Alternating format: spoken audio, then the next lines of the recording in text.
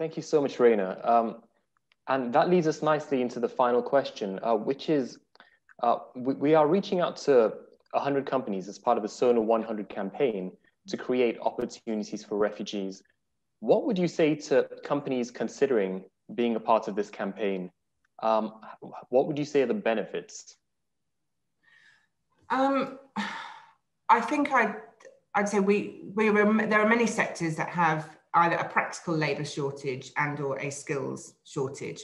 And if we are recognising that we have a group of people within our society who can meet some of that demand, just as I think Rishna said earlier, just from a purely business perspective, can we use our business influence as employers to join something that can campaign for that and show the opportunities and maybe highlight some of the barriers that are there for employers in that process?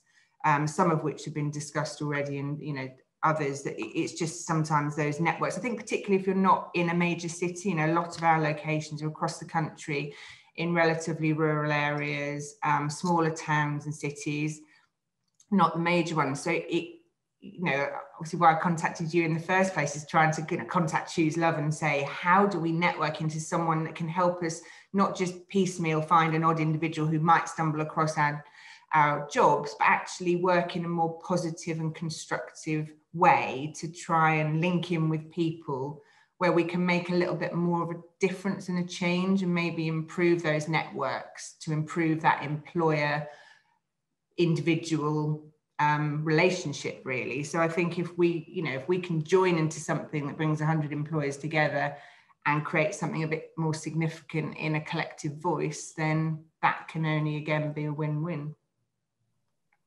Thank you so much, Raina.